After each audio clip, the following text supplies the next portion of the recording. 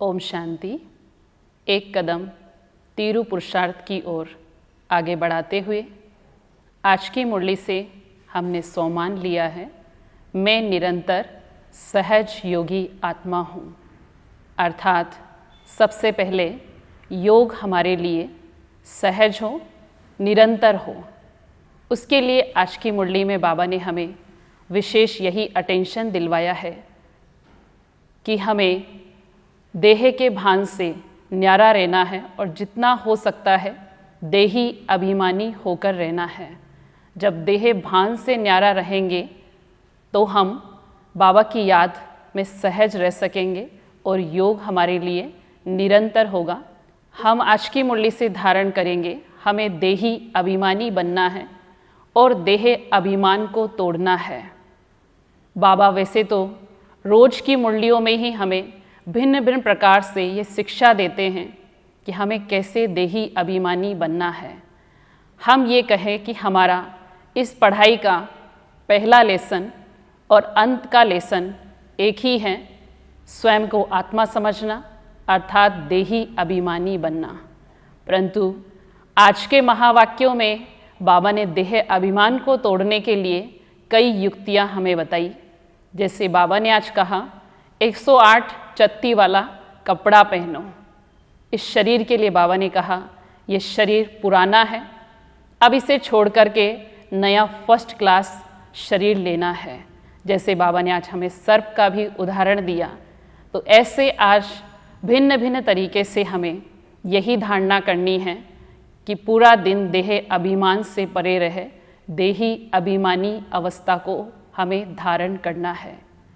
आज हम प्यारे बाबा के साथ पिता का संबंध याद रखेंगे।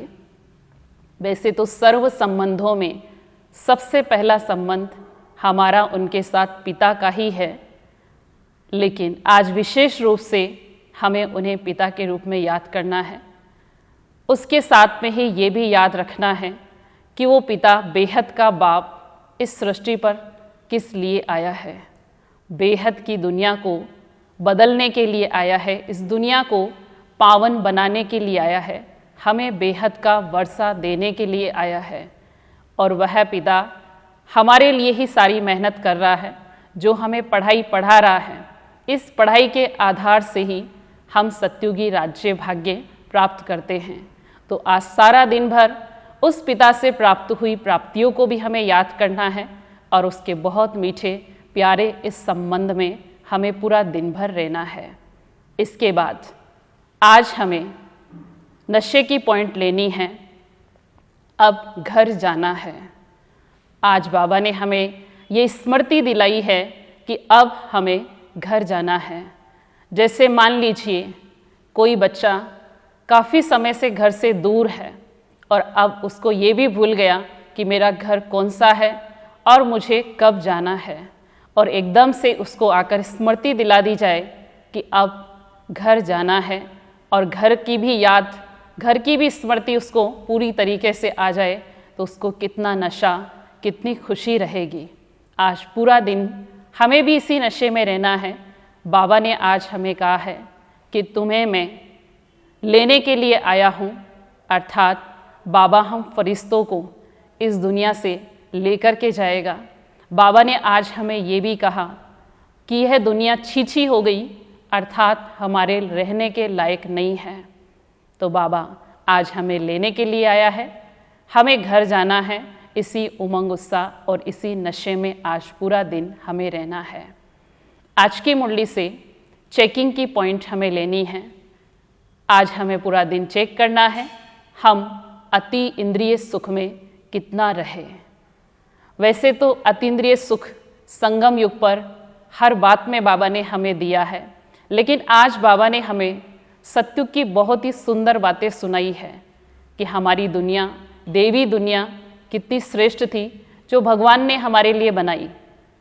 जहाँ एक धर्म था, एक ही राज्य था, किसी भी प्रकार की कोई हिंसा नहीं थी, हीरे जवाहरातों के महल थे, और सबसे अच्छी चीज़ बाबा ने कही वहाँ रावण नहीं होगा।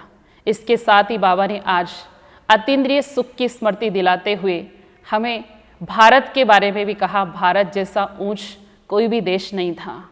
हम उस भारत देश में रहने वाले थे जहाँ अद्वैत राज्य था, जहाँ किसी भी प्रकार की कोई भिन्नताएं नहीं थी। तो आज बार बार हमें स्वर्ग की स्मृति को अपने सामने लाते हुए अतीन्द्रिय सुख का अनुभव करना है। आज की मुरली से होमवर्क लेना है, अब घर जाना है। अगर ये स्मृति हमें रहे तो इसके क्या क्या फ़ायदे हैं। तो आज सारा दिन भर इसकी हमें पूरा दिन भर स्टडी करनी है, लिखना है और इसकी स्मृति में रहते हुए बाबा को लिख करके देना है, एक आज्ञाकारी स्टूडेंट बन करके। ओम शांति।